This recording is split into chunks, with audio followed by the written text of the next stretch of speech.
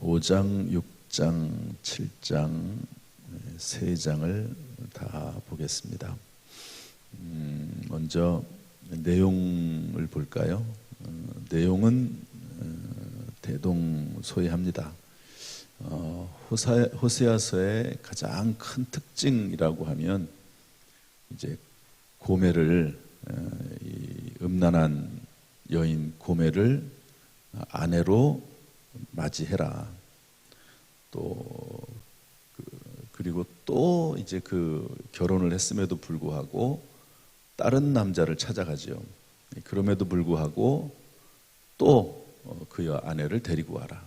그렇게 이야기하면서 하나님의 사랑이 절대적인 사랑이고 변함없는 사랑이고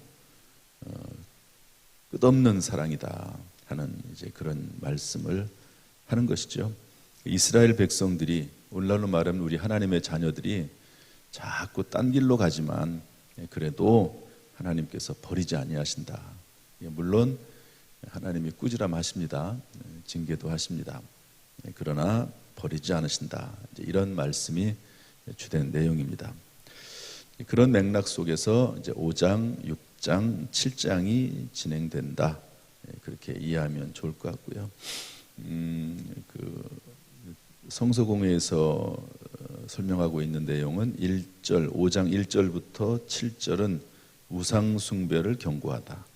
5장 8절부터 15절은 유다와 이스라엘 사이의 전쟁. 6장 1절부터 11절은 백성들의 불성실한 회개. 7장 1절부터 7절은 왕궁 안의 반란. 7장 8절부터 16절은 이스라엘과 여러 민족. 이렇게 제목을 달아놨지만 전체적인 흐름 가운데 이해하시면 되겠습니다. 오늘 말씀 속에서 몇 가지 교훈을 받고요. 중요한 영적 원리를 찾아보고 그리고 함께 적용까지 그때그때 하도록 하겠습니다. 먼저 15절 말씀 다 같이 읽어보죠. 15절 시작. 5장 15절입니다. 시작. 그들이 그 죄를 뉘우치고 내 얼굴을 구하기까지 내가 내 곳으로 돌아가리라. 그들이 고난받을 때에 나를 간절히 구하리라. 이 말씀 속에 들어있는 이 교훈은 하나님의 백성에 대한 하나님의 징계 목적에 대한 이야기입니다. 그 징계 목적은 하나님 백성에 대한 하나님의 징계 목적은 멸망이 아니다 하는 것입니다. 깨닫게 하고 돌이키게 하려는 것이다 하는 말씀입니다. 여기 보면 그들이 그 죄를 뉘우치고 얼굴을 구하기까지 이렇게 되어 있거든요. 하나님께서 원하시는 것은 회개하고 뉘우치고 하나님께로 돌아오는 것을 원하는 거지 멸망시키고자 하는 것이 아니다는 것이죠. 그래서 회개를 안 하니까 고난받을 때 고난과 어려움을 주시는 것뿐이죠. 사람이 고난을 당하면 간절히 하나님 앞에 찾지 않습니까? 그래서 하나님의 목적은 멸망이 아니다. 깨닫게 하고 돌이키려는 것이다. 그런 말씀이 15절에 나옵니다. 이 말씀을 길게 그러면서 아주 더 정확하게 설명하고 있는 말씀이 히브리서 12장 5절부터 12절, 11절 말씀입니다. 이것도 다 찾아보려고 했는데 그냥 제가 설명을 하겠습니다. 히브리서 12장 5절부터 11절 보면 징계는 다 받는 것이다. 그렇지 않으면 사생자요 친아들이 아니다. 다 받는다는 거죠. 우리가 하나님의 자녀이기 때문에 오히려 더 징계를 받는다. 왜 그러면 하나님이 징계하시는가? 10절에 보니까 우리의 유익을 위하여 하나님의 거룩하심에 참여하게 하시려고. 11절에 보면 연단을 받아서 의와 평강의 열매를 맺게 하시려고 이렇게 되어 있습니다. 따라서 어떻게 할 것이냐? 5절에 보니까 경히 여기지 말라. 그래서 하나님의 그 징계에 대해서 소홀히 생각하지 말라는 거죠. 깊이 받아들이라는 겁니다. 또 5절에 보면 그렇다고 해서 낙심하지도 말아라. 낙심하지 말아라. 9절에 가면 더욱 복종해라. 아버지에게 혼나면 아버지 떠나서 물론 도망가는 애들도 있긴 하지만 그렇다고 해서 뭐 완전히 아버지하고 관계를 끊는 아이들이 자녀가 누가 있냐. 부모도 그런 마음 아니다. 오히려 더 자녀들은 부모에게 복종하지 않느냐. 하나님에게 혹시 징계를 받아도 더욱 복종해라. 그러면서 12절 13절로 가면 손, 무릎, 발, 다리를 일으켜 세워라. 힘을 내라는 거죠. 하나님이 징계하신다고 꾸지람하신다고 그것 때문에 너무 의기소침해가지고 아무런 일도 하지 못하는 게 아니라 손과 발과 다리와 무릎을 일으켜 세워서 힘을 내라. 하나님이 너를 버린 게 아니다. 너를 사랑하신다. 그런 말씀이죠. 이제 히브리서에서는 그렇게 돼 있고 오늘 말씀에서는 어떻게 돼 있나 볼까요? 6장 1절 말씀 한번 읽어보겠습니다. 6장 1절 다 같이 시작. 우리가 여호와께 돌아가자. 여호와께서 우리를 찢으셨으나 도로 낫게 하실 것이요 우리를 치셨으나 싸매어 주실 것입니다. 돌아오라는 거죠. 돌아와라. 그러면 하나님께서 다시 회복시켜 주시겠다. 그 다음에 3절 말씀도 읽어보겠습니다. 3절 다 같이 시작. 그러므로 우리가 여호와를 알자. 힘써 여호와를 알자. 그의 나타나심은 새벽빛같이 어김없나니 비와 같이 땅을 적시는 늦은 비와 같이 우리에게 임하시리라 하시니라. 아멘. 이스라엘 백성들이 하나님 앞에 범죄하죠. 출애굽해서. 그러나 광야 40년 동안 생활을 하게 하지만 결국에는 가나안 땅에 들어가게 하십니다. 요셉이 종살이 옥살이 하지만 결국에는 하나님이 단련시킨 다음에 더 크게 사용하시는 것을 볼 수가 있습니다. 현재의 상황을 우리가 잘 이해하지 못합니다. 어떻게 다 이해를 하겠습니까? 그러나 하나님이 우리를 사랑하신다는 거, 우리가 더 잘되게 하시고 합력해서 선을 이루게 하신다는 사실은 변함이 없습니다. 이 말씀 의지하면서 오늘도 주님과 동행하고 말씀과 동행할 수 있기를 주님의 이름으로 축복합니다. 적용하겠습니다. 이 내용을 가지고 혹시 현재 상황에 대해서 하나님께 불평, 불만이 있지는 않습니까? 조금 더 나가서 일이 잘 풀리지 않는다고 낙심하거나 절망하고 있지는 않습니까? 오늘 말씀의 근거에서 합력해서 모든 일이 합력해서 선이 되고 선이 된다는 사실을 깨닫고 마음을 고쳐먹고 마음을 참 중요하잖아요. 다시 일어서고 또 하나님과 동행할 수 있기를 주님의 이름으로 축복합니다. 두 번째 우리 한 가지만 더 보겠습니다. 6절 말씀 6장 6절 말씀 보겠습니다. 6장 6절 시작. 나는 인애를 원하고 제사를 원하지 아니하며 번제보다 하나님을 아는 것을 원하노라. 이스라엘 백성들이 그렇다고 해서 하나님을 예배를 아예 안 한 건 또 아니거든요. 우상 숭배도 하면서 하나님도 섬긴다고 하는 거예요. 여기에 대해서 하나님께서는 이렇게 말씀하시는 겁니다. 너희들 제사 드리지, 너희들 번제도 드리지. 그런데 너희들이 하는 제사나 번제는 형식적인 거야. 의식에 불과해. 너희들 예배도 드리고 또 일도 하지. 또 하나님 앞에 예물도 드려. 그렇긴 한데 너희 마음속에 진심이 없어. 진심이. 두 마음을 가지고 있어. 여기에 대해서 하나님께서 말씀하시는 거죠. 그것을 어떻게 표현하고 있냐면 우리 7장 8절 말씀 한번 봅시다. 7장 8절 읽어보죠. 다 같이 시작. 에브라임이 여러 민족 가운데 혼합되니 이는 곧 뒤집어지지 않은 전병이로다. 아멘. 혼합됐다는 거죠. 혼합. 하나님 앞에 예배드린다고 하면서 또 동시에 우상 숭배하고, 그래서 심지어는 그 예루살렘 성전에 다른 신상이 있는 것이 발견되기도 했다. 이런 역사적인 자료도 있습니다. 생각을 한번 해보세요. 예배당에다가 여기다가 불상을 올려놓고 하나님을 섬긴다고 생각을 한번 해보세요. 이게 말이나 되는 일입니까? 그런데 이제 이스라엘 백성들이 그 정도 하나님 앞에 예배를 드리긴 드리는데 이게 혼합됐다는 거죠. 그래서 그것을 어떻게 표현했냐면 뒤집어지지 않은 전병. 혹시 이제 우리 추석이 되면 전 같은 거 붙이지 않겠습니까? 그런데 전을 붙이는데 이렇게 지글지글 이렇게 전을 붙이다가 어느 정도 익으면 뒤집어야 되잖아요. 근데 만약에 안 뒤집으면 어떻게 될까요? 타겠죠. 한쪽은 타고 한쪽은 뭐 안 익을 수도 있고 그렇게 된다는 겁니다. 너희는 뒤집어지지 않은 전병이로다. 이걸 내가 어떻게 먹냐? 너희들은 이걸 먹겠냐? 그런 말입니다. 내가 너희들을 받아들일 수 있겠냐?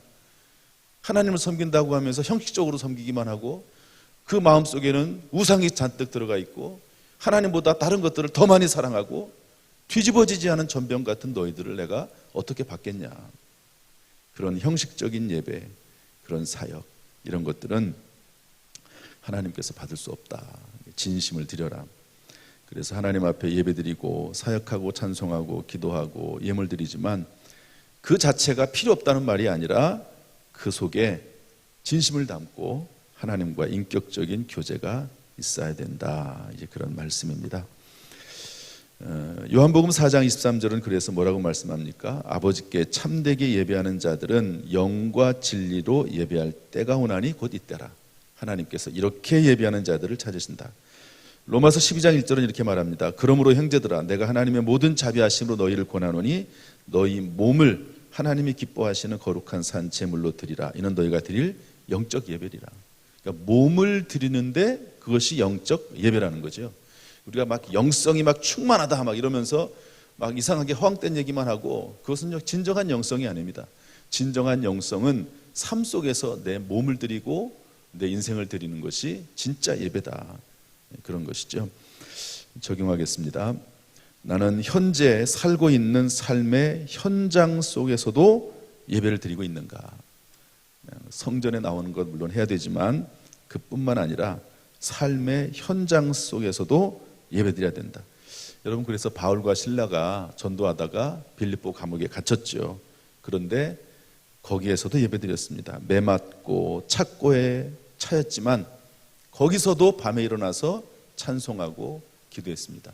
꼭 뭐 찬송과 기도를 예배당이 아닌 다른 곳에서도 해야 된다 그런 말이 아니라 그 마음이 늘 하나님께 향해져 있잖아요. 늘 찬송하는 마음, 늘 기도하는 마음, 꼭 성전이 아니더라도 집에서라도 직장에서라도 사업장에서라도 늘 예배하는 마음, 찬송하는 마음, 이런 마음으로 살아나간다고 하는 것이죠. 월간 교회 성장 10월호인가요? 9월호가 나왔더라고요. 거기 보니까 어떤 교회에서 이 거룩한 빛 광성교회라고 하는 데인데 1-10-10 이런 가정예배, 이름이 1-10-10 1, 10 가정예배예요. 일주일에 한 번 밤 10시에 10분 가정예배를 드리는 운동입니다. 그분의 책에 이렇게 썼습니다. 코로나 사태는 모든 영역의 변화와 타격을 줬다. 교회도 마찬가지죠. 교회뿐입니까? 전 세계적으로, 경제적으로, 사회적으로 여러 면에 있어서 타격을 줬습니다. 그런데 가정에는 긍정적인 면이 있다. 이분 이렇게 썼어요. 가정에는 긍정적인 면도 있다. 왜냐하면 재택 수업하죠. 재택 근무하죠. 학교 수업 온라인으로 하죠. 어쩔 수 없이 온 가족이 집에 머무는 시간이 많아지는 거예요. 집에 머무는 시간이. 그런데 가정은 마스크를 쓰지 않아도 되고 사회적 거리두기를 하지 않아도 되는 유일한 집단이다. 그렇잖아요. 가정에서 사회적 거리두기 아니라 그러진 않잖아요. 가정에서도 마스크 쓰고 있지 않잖아요. 유일한 집단, 이런 코로나 사태에도 불구하고 전혀 지장받지 않는 유일한 집단, 가정이다. 그래서 교회는 이런 상황을 잘 활용해야 된다. 여러 가지 내용들이 있는데 그 중에서 1-10-10 하루에 10분 뭐였죠? 밤 10시에 모여서 가정예배 드리자. 이분이 교회에서 40일을 연속으로 가정예배를 드렸어요. 40일을. 목사님이 이제 인도해 주는 거예요. 실시간으로 인도해 주고, 그리고 나서 그 다음부터는 이제 스스로 할 수 있도록 하는데, 가장 좋은 시간이 뭐냐? 이렇게 나중에 설문조사를 했는지 그랬더니 부모가 자녀의 머리에 손을 얹고 기도하는 그것이 가장 좋았다고. 사실 그게 어렵잖아요. 자녀들의 머리에 손을 얹고 어떻게 기도합니까? 물론 이제 저는 목사니까 좀 편한 것도 있긴 해요. 우리 아이들이 이제 금요일, 토요일 오고 이제 다시 서울이나 천안으로 가면 제가 이제 머리에 손을 얹고 안수기도 해주거든요. 그런데 이제 일반 성도들은 그러지 못할 때가 많이 있습니다. 그런데 목사님이 짧은 시간이지만 10분 인도하면서 다 손잡으라고. 그리고 부모들은 자녀들의 머리에 손 얹으라고. 그렇게 하니까 자연스럽게 그게 되는 거예요. 그래가지고 얼마나 마음이 또 간절합니까? 부모의 마음이 자녀들에 대한 마음은 정말 간절하잖아요. 그렇게 이제 안수기도 하는데 너무 좋았다. 지금 상황은 어렵지만 꼭 예배당이 아니더라도 어느 곳에 있든지 간에 이렇게 하나님 앞에 예배드리고 찬송하고 그 마음 진심을 하나님께 아뢰는 거 충분히 할 수 있다는 거죠. 충분히 할 수 있다. 그런 이야기를 오늘 본문을 통해서 우리가 확인해 볼 수가 있습니다. 따라서 성전 예배를 드리든 실시간 영상 예배를 통해서 예배를 드리든 진심을 담아야 할 줄로 믿습니다.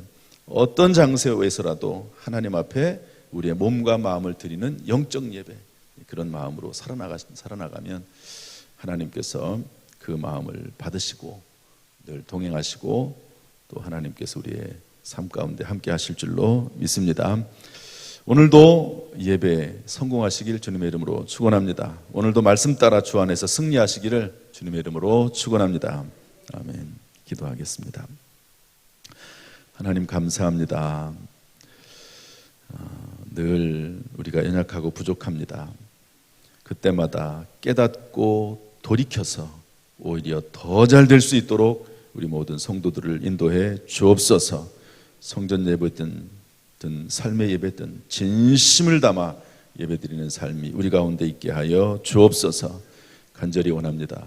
우리 모든 성도들에게 지혜와 능력과 건강을 허락하여 주옵소서.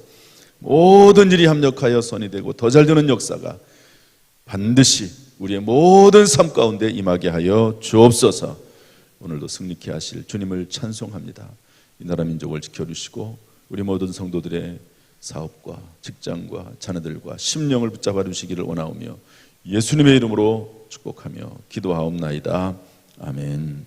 이제는 우리 주 예수 그리스도의 은혜와 아버지 하나님의 무한하신 사랑과 성령님의 교통하심이 이 시간 주 앞에 나와서 예배드리는 모든 성도들에게 또 실시간으로 예배드리고 이후에 영상으로 말씀 듣는 모든 성도들에게 지금부터 영원토록 순간순간마다 함께 하시기를 간절히 축원하옵나이다. 아멘.